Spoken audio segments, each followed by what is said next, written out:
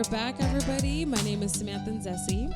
My name is Remoy George Philp the First. I want to workshop some new ones. I just don't know what to do. Like a little bit more cleverness with my name. I feel like you could do initials. I mean, RGP. Hit us up on the Facebook. Hit us up on the Twitter. But yeah.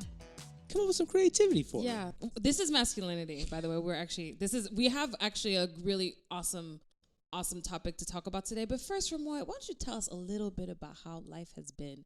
Y'all don't know this, but we got a killer book club that we both participate in, and it's a hella book.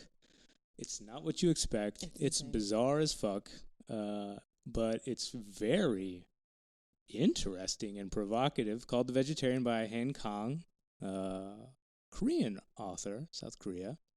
Translation, won the Booker a couple years ago. And, I'm not about prizes. I don't give a shit, but this book's hella deep, and I like it. The book is amazing. It's a page turner. I actually really cared about the fact that it won the translation award because some of you may know that I'm actually a translator. Ooh, by day. I know this is my day job. Knowledge. So, but anyway, it's a fantastic book. It's a little bit enraging, but it works. The other thing that's been happening for me this week is somebody told me about the Good Looking Loser website. Have you heard of this website? Nah, no idea what you're talking about. It's kind of like along the lines of like a pickup artist type scheme, right? Where it's guys under the cloak of empowerment for men, which really just means in a lot of ways like how can men sleep with more women. One of the things that they talk about is approach anxiety and how like guys like are anxious about approaching women and how boys don't have approach anxiety. Men don't. And no, men do, boys don't. No, boys have approach anxiety, but when you're a real man, I get it. Don't have approach anxiety because a real man knows how to just approach women, and his desire to get laid is higher or stronger than his desire for validation.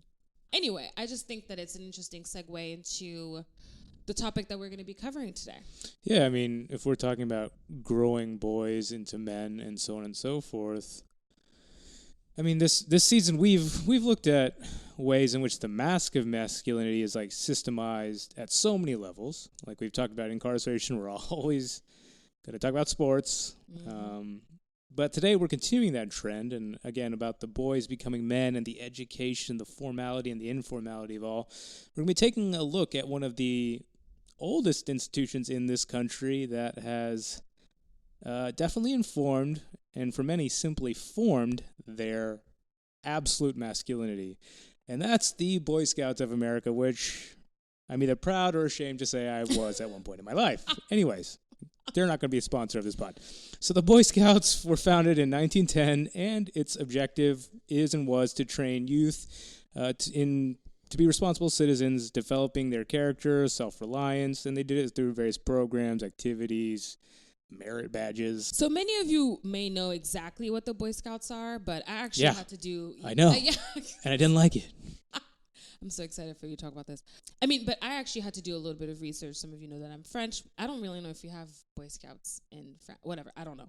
I didn't know. I understand that it's a Christian-centric organization that people who are atheists and agnostic aren't allowed to join. And really? It's real life. I should have known that, but I didn't know that. Yep. Mm-hmm. All right, so what I'm really interested in digging into is how, this organization performs on an institutional level, right? I think there's probably a lot of merit to teaching outdoorsy and reflective things to young people, mostly boys. And I think that there's a bigger context at work that would allow for the abuse that we found out about in 2012 to go on, right? So we just want to take a look at that. And so we have an amazing person here today who some might refer to as a genius, me, who can help us actually navigate this issue. So, Eric, can you please pronounce your last name for me? Oh, it's Busse. Busse. I knew it was Busse. Dude, I was thinking Buse. Everyone always gets confused about it. They're like, ooh, Busse, Boozy. Yes. I'm like, nah, it's like way less romantic than that. Just straight up Busse. Okay, cool. So, you are the Training and Volunteer Engagement Director at Scouts for Equality, which is an organization that, this is my synopsis of it, right, that is dedicated to ensuring that the Boy Scouts of America are is like an inclusive organization, and the specific goal being to build up, support, and promote inclusive scouting within this organization. So without further ado, thank you so much for being here. Hey, it's so good to be here. Thanks for inviting me. It is, I'm so happy to meet you and talk with you today. Yay. I mean, this is a very personal subject for me, so I'm glad you're here. No, I can't wait to hear about your experience. Well, it wasn't that bad in the sense, but it was just something that I've kind of normalized or buried down as just like, I was part of the Scouts, I didn't like it, something didn't feel right, and then I just moved on with my life. And whether you liked it or not, it's just like a normal part of American boyhood, at least middle American boyhood. And I know people, we pay it no mind. So it's cool to like bring this intersection of masculinity and its pedagogy of how we learn masculinity to the forefront. Yeah. Totally, yeah, and it is loaded. And it tends, a lot of people, certainly on the coasts, sort of forget that there's about, 400 million, Lord almighty, 4 million active youth participants and like 2 million adult volunteers. And it is the largest youth-serving organization in this country. And so what is going on in the Boy Scouts has significant implications for how we understand what character education, moral development, and the cultivation of what it means to be a man is in this country. Yeah, to be clear, there are like separate organizations for quote-unquote women, cisgender girls, right? But this is specifically targeted towards boys, and with that, that's why we can say, or that's why we're using it as a lens to look at, yes, boys, men, and then the encouragement of masculinity. That's right. Right. And it has been the Boy Scouts of America has just recently been going through a lot of changes, and there was this recent highly publicized policy change that they allowed girls into the program for the first time in a limited capacity. And that is, there's like a lot of political implications for that decision too. And, no shortage of stuff to talk about there. But the fact is things are changing rather quickly. And so thinking about what the implications for that are, and how we do this, how Scouts for Equality helps or impels or deeply encourages the BSA to undertake these transformations skillfully and with wisdom, and knowing their blind spots is really important to us. Okay, great. So actually, this is a perfect segue into kind of understanding what is Scouts for Equality, right? And I want to know a little bit later about how you got there. But first, what is the organization? What does it do? Yeah, so Scouts for Equality is a 501c3 not-for-profit. It is not a part of the Boy Scouts of America in any official capacity whatsoever. And the organization was formed in, I believe, 2012 in response to a woman who is a lesbian had been kicked out as a volunteer from her son's Cub Scout pack.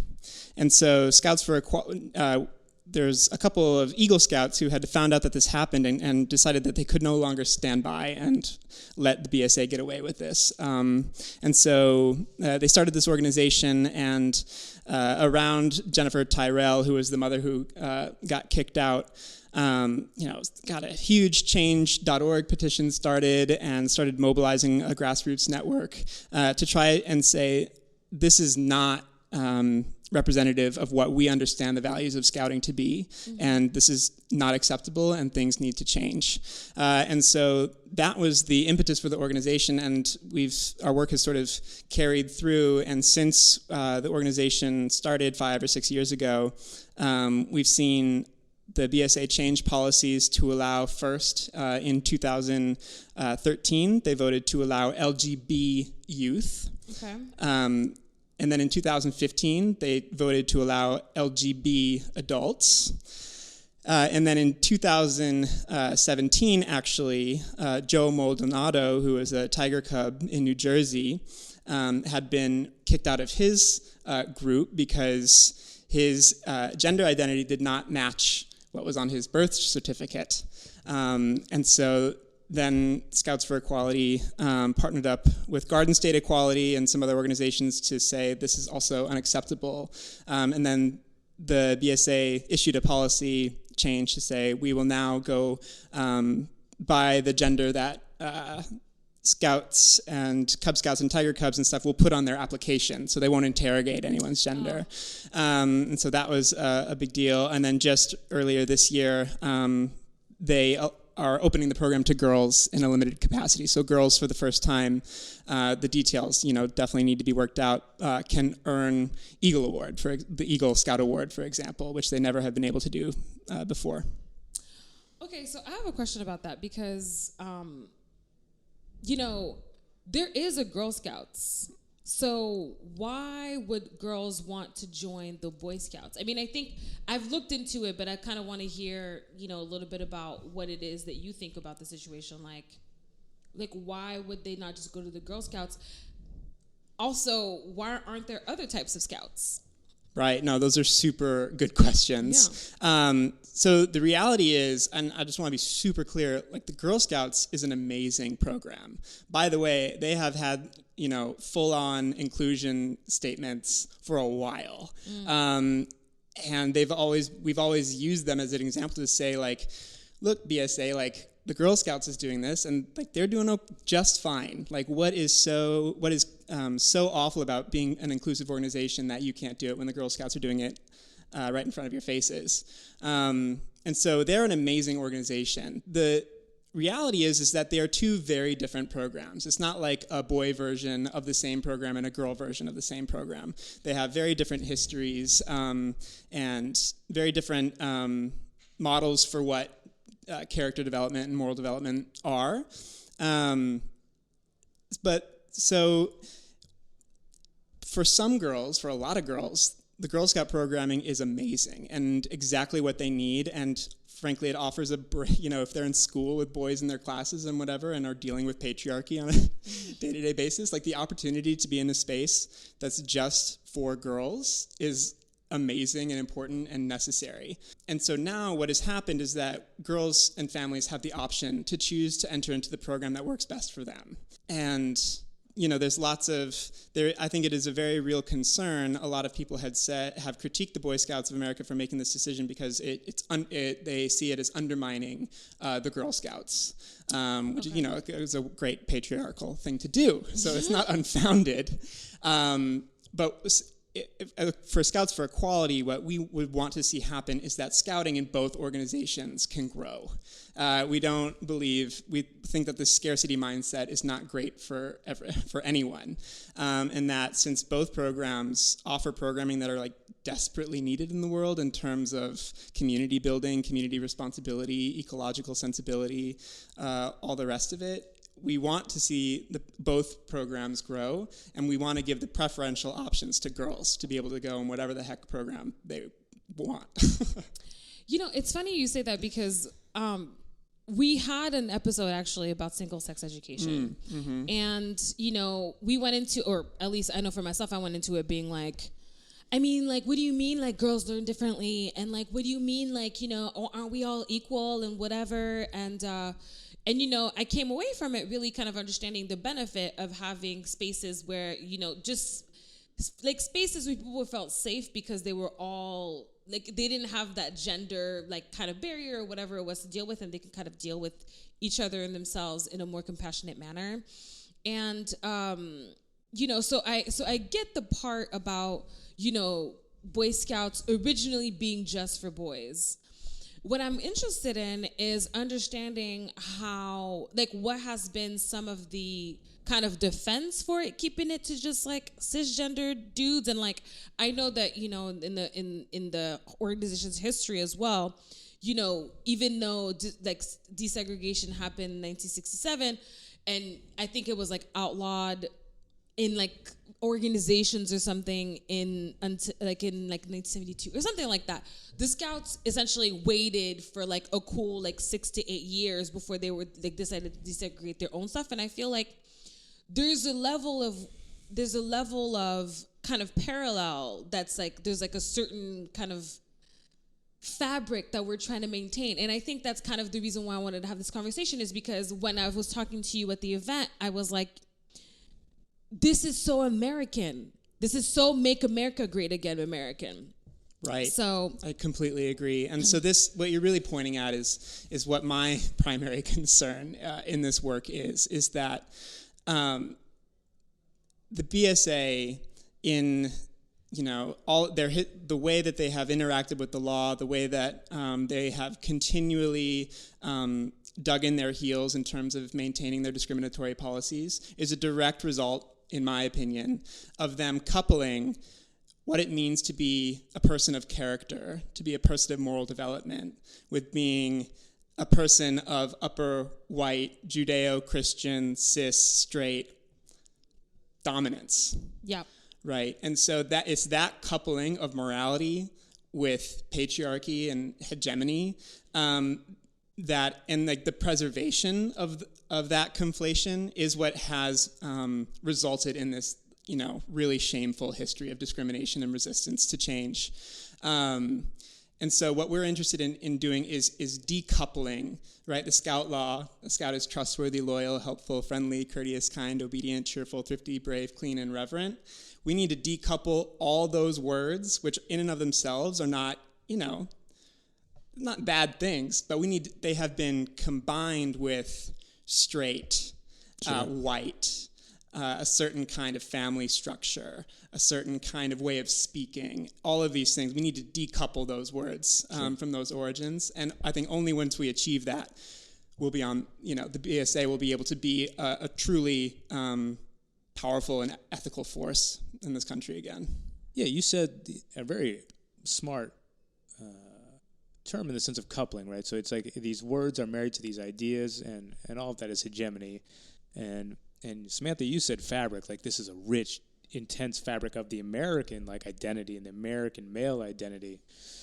A nostalgic American male identity. Always looking backwards, correct.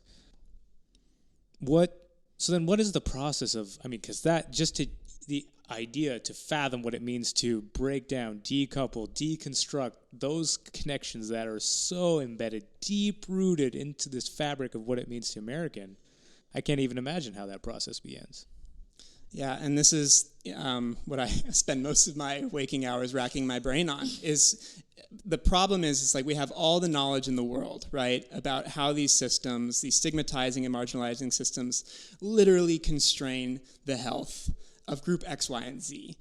People of color, LGBTQ kids, trans kids, indigenous kids, there's all of the data in the world, and you can put these on PowerPoints and you can talk about it all day long and say, look at this, your policies are having implications. Having real life concrete effects on people. Right, and yet policies don't change, right? Or at least not in a substantial way. They say, oh yes, we'll take this under advisement and we'll punt it down the road another month and we'll come back to it at the next quarter and we'll see what's possible. And so there's a translational failure going on. And I don't mean failure as in we shouldn't fail. I think we need to try and fail and learn. Yeah. But there's some gap in translation that's going on to be I need you to understand what this information means in terms of your own life and how you understand what it means to be moral. Sure. And that just because you don't, exert direct violence onto a queer kid, for example, you're not punching queer kids in the face, right? Which people say, I would never bully anyone, right? So that doesn't mean that's supposed to, what?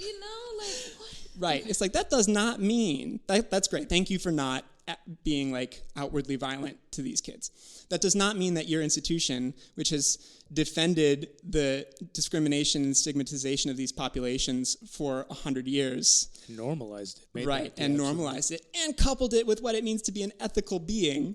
Right. That just because you change this policy, that your work is done. Right. And so that's really trying to, in its training and its relationships, and it is just the nitty gritty, I will not abandon you because I'm frustrated at you, right? And I'm talking as a white cis dude, that's my job.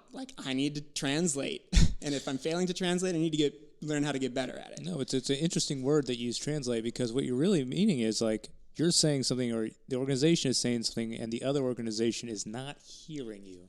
Right. It's in the ear, but it's not being translated in their own head to application or understanding. Right. And it's such a proper word of that translation because the communication is happening, but the understanding as a product of that communication not happening. Right. At least not in an immediate sense. Right. And there could be like, personal transformation or like a sense of insight of like, whoa, yeah, like these are serious problems. Oh, and they're like totally within our power to change. But then like, how do you make that durable when, the rest of the institutional culture is going to punish whoever is trying to like, really change our understanding of what it means to be an inclusive organization?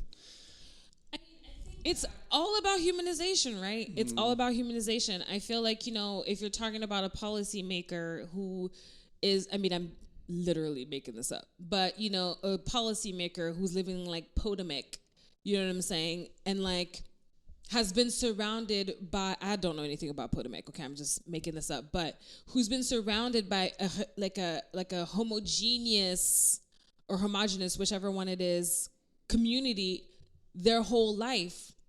You're going to talk to somebody about like, some black girl trying to join the Scouts, and they're going to be like, it's cute that she wants to join, but like, no, because who belongs here, who this was made for is me and my neighbor.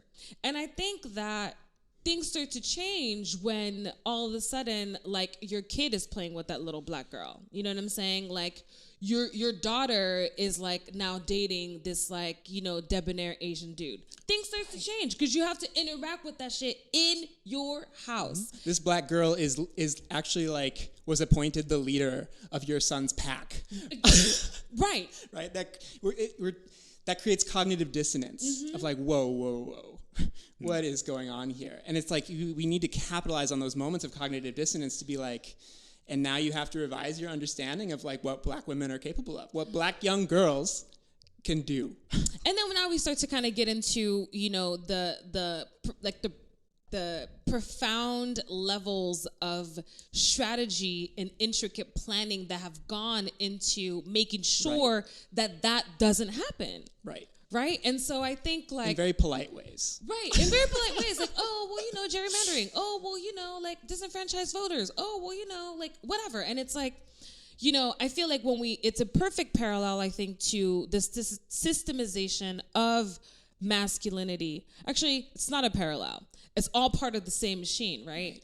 It's like you can then see how white masculinity, American white masculinity, is based on having a morality that's purely founded on the exclusion of others. Right, and is actually, it's white supremacist, bar none. And so it's like when you gotta talk about, how this became our standard of morality, and that has a history and a lineage. And until that's reckoned with, you're just creating different rhetoric around the same problems. Agreed. Well, let's not skirt too much on the surface. Let's go a little deeper. Like, what are we talking about when we connect white supremacy to moral standards, to being an ethical human, and that being the all-American male? What does that really mean? Right. So I'll just root it in my own experience. Right. There's the word obedient in the Scout law. And so it's like, what does the word obedient mean in white supremacist culture? And what would the word obedient mean in an anti-racist culture or an anti-racist institution? Does obedience mean uninterrogated acquiescence to authority? Or does obedience mean respect for authority so long as authority is derived from the will of the people, right? Or is it obedience to democratic process, or is it obedience to, obey or you'll be punished if you don't conform to these norms, which are white institutional organizational norms, right? Sure. Talk a certain way, and we could even get, morally straight was in the Scout Oath, you got to be morally straight, and that was the justification for one part of at least the symbolic justification for banning LGB folks for the longest time. And so then what does it mean to be morally straight? And how is that immediately transposed onto literal like heterosexuality versus like, oh no, moral straightness is like a commitment to moral honesty, to moral integrity, to moral humility, to, power concedes nothing. And so I'm going to be morally straight about this reality. Right. And so I just am spending a lot of time, and it's kind of a creative, iterative process. We're trying to do something fundamentally different, particularly in the American context. In the scouting, there's like over 30 million scouters all over the world in the World Organization of the Scout Movement. And in many, many, many countries, it's co-educational. They have had inclusive policies for a long time. We are LGBT, inclusive and affirming, like on the banner of their website. So the BSA isn't remaking the wheel here, but it is grappling with a particular American manifestation of this work that needs, iterative solutions and we need to be willing to fail and to try and fall flat on our faces and be accountable to people who have had bad experiences, Sure. for example. I would love to hear your experience if you want to talk about it. It wasn't necessarily bad in the sense that it was exclusionary or exclusive, to the Scouts, but it was the sense that I grew up in the Texas Panhandle. I grew up in a Christian home, but I grew up in a single-parent home. I grew up in a single-parent home where we were both brown, and when I was in the Scouts, I was in this big group of boys and young men, for the most part all coming from traditional homes with a father and a mother, who were, I think, minus maybe one or two other Hispanic boys. I was the only other brown boy, and I was naturally shy, but seeing that all as a whole, like I felt like an explicit outsider, and there was no part of it that was inclusive, where it felt like, oh, come into the fold. It was like, because I'm a very sensitive boy as it is, like I knew I was the outsider. I was never made to feel a part of something that we were a family or some sort of group unit. We'll take your membership dues. Sure. But you're not going to feel included. I mean, you can play the games, but you're not really participating. Right. So that was my experience. And not to say that that's everybody's experience, and that's not going to be, but to know that, and to know that there's something about that in the core of this institution that had a facet or tacit part of it that is exclusionary is problematic. Right. And I do want to, and thank you for sharing that. And so then I do find myself, there's no shortage of critique about this organization. Yeah. And yet here I am, like the director of training for this organization called Scouts for Equality, who is trying to make the BSA everything it can and should be. And I have to be honest with you, sometimes I'm like, whew, why? Yeah. Why are you doing it? Is this really worth it? And the honest question is, I just, the experience was so utterly transformative for me, and has constituted who I am, including my commitment to, this work, to justice work. That it's, I have to trust that there is some genius actually in the program to be like, okay, here's what you're going to do. From the time you are 8 years old until you are 18, you're going to have this community of people that you can meet with several hours a week, and you're going to go out and learn skills and like struggle together in the woods, right? Which for me, growing up in Wisconsin was always associated with recreation, and so it was a fun thing. And some of my deepest, most formative relationships are going to come out of here, and I'm going to be forced to do hard things that aren't comfortable, and both like bodily and intellectually, and like with commitments to the community, like work towards something that feels bigger than myself. And that was, when I remember it in this way, it doesn't surprise me that there's 4 million youth participants in the program, right? And so, but just trying to be like, BSA, there is brilliance here, and I want you to be the fullest, freest, most authentic expression of that brilliance by divesting yourself and liberating yourself from these legacies which are constraining your possibility and actually just like inhibiting the mission that you set out for yourself, to create a more just, caring, engaged world. And so that's the aspiration, and it's just finding ways to both highlight that brilliance and also unapologetically hold them accountable for what is unacceptable. Sure. I think it'd be easy to like capitalize on like trying to figure out what the naysayers are saying about your organization, but do you guys, on the opposite, like I'm assuming you have a lot of allies, and like I would like to hear about the parents or some of the adults who are like strong allies. Right. So the first like super clear example that pops into my head is one of the things that Scouts for Equality has done is we've created this inclusive scouting program. And so units who are aware of our work can go on our website and fill out a form telling us about themselves and say, we would like to be listed on your website as an inclusive unit. And then we have a map on our website, and parents who are legitimately concerned about like, right, the BSA has this great program and they have this horrible history. So like, and I'm not going to put my kids in a troop that isn't on your level. Right.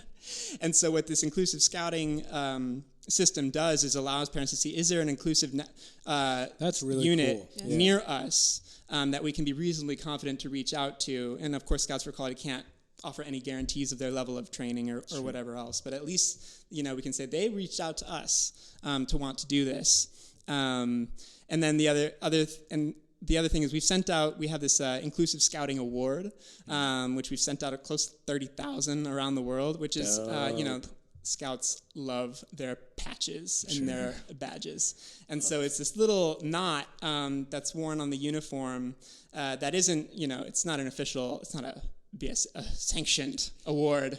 So it's a protest symbol.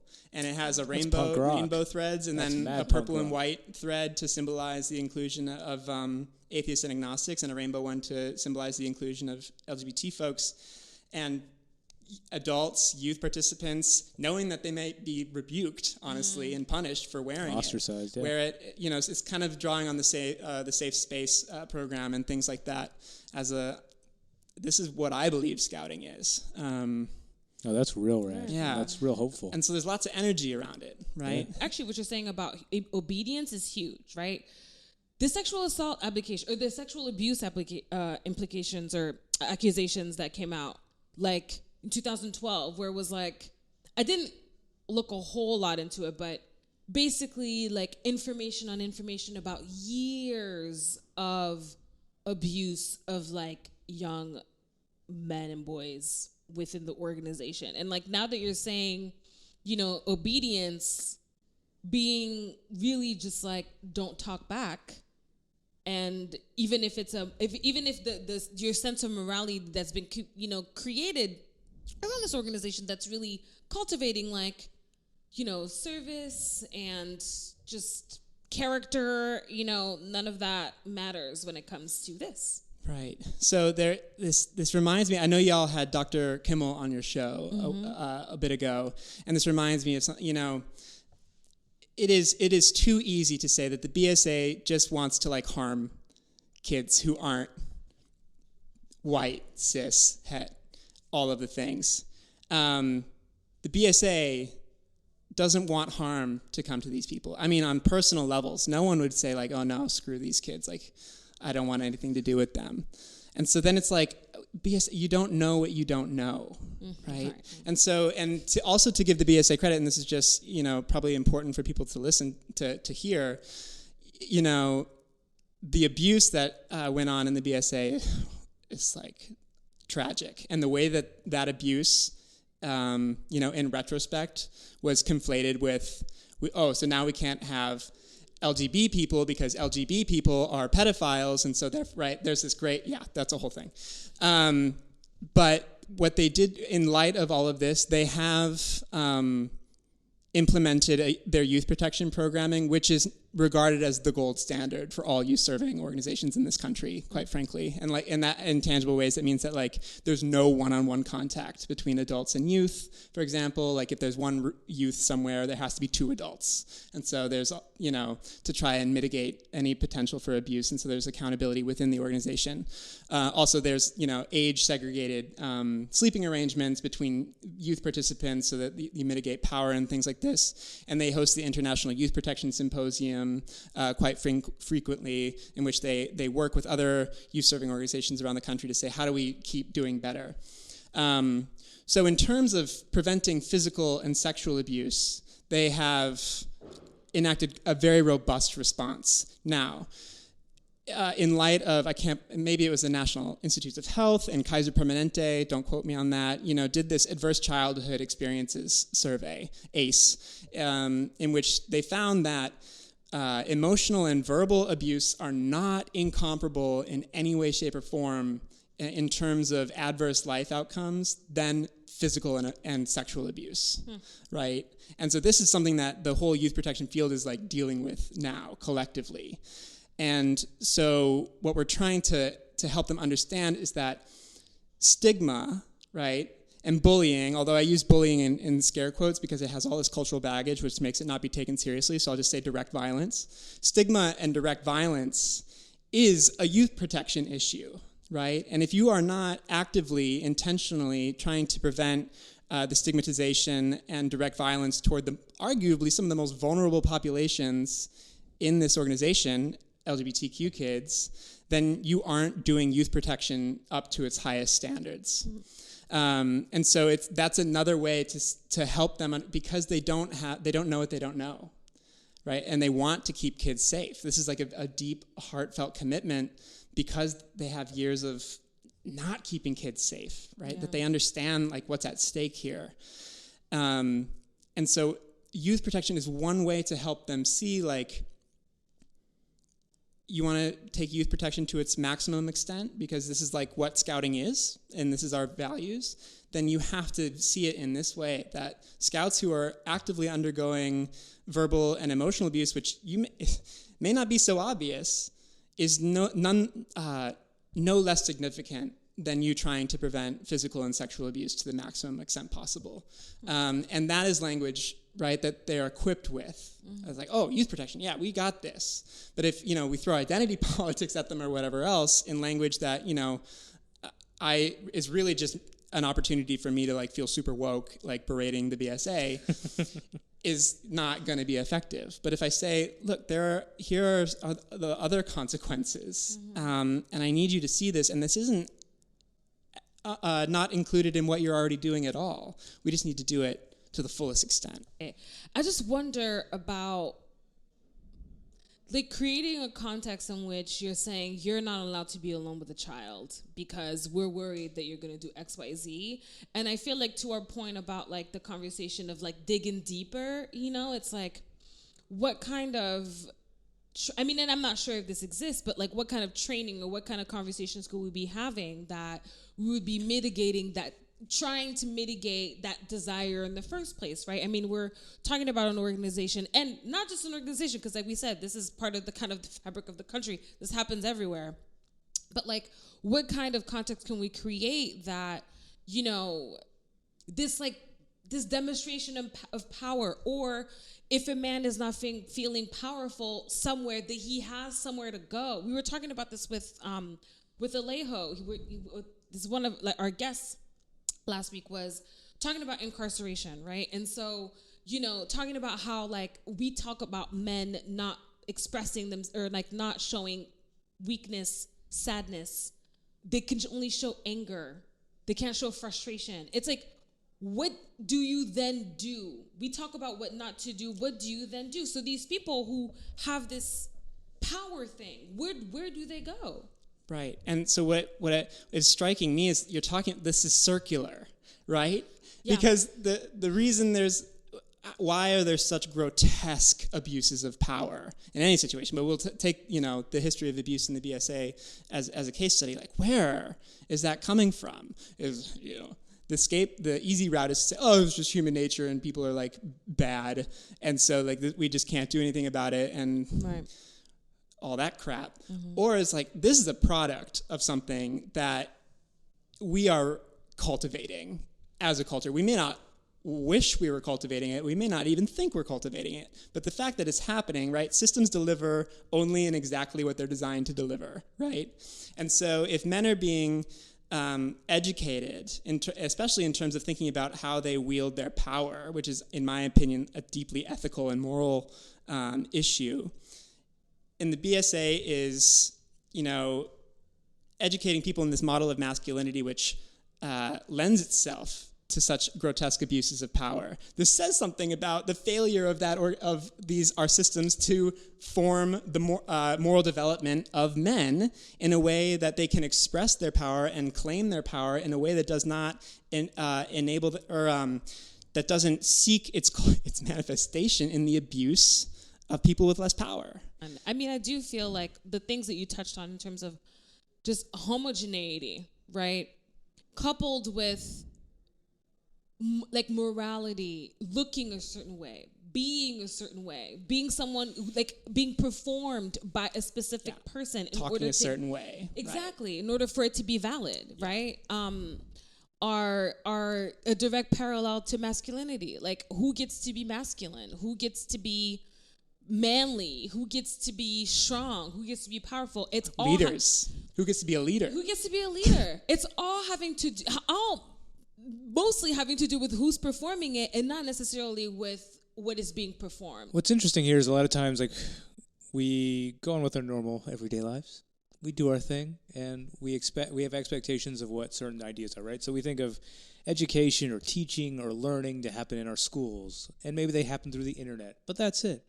But what we're seeing here is that a lot of things are communicated and educated, and pedagogy happens in so many different institutions or different settings. And in this case, it happens at the Boy Scouts. And what is it teaching?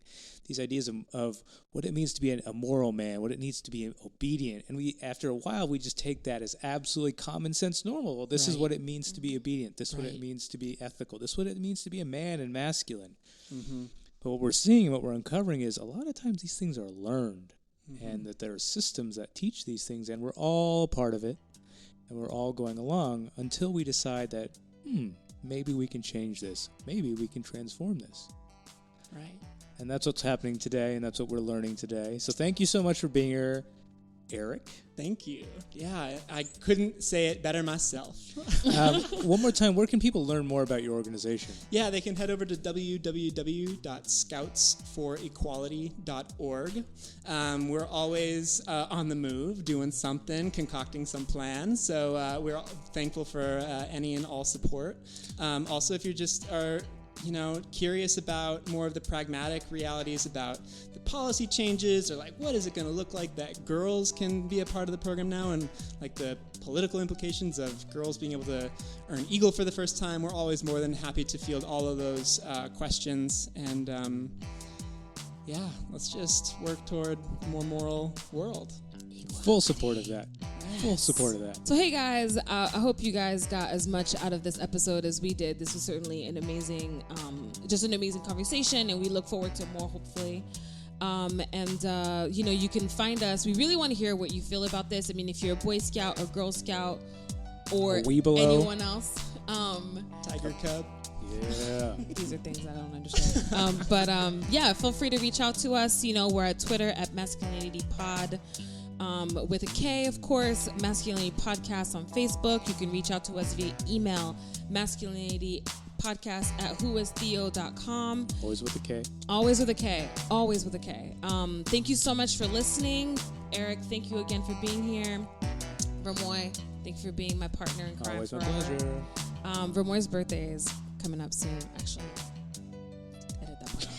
Anyway, thank you guys so much for listening. My name is Samantha and Remoy. My name is Remoy George Philip I. And this has been Masculinity. Ciao. Peace.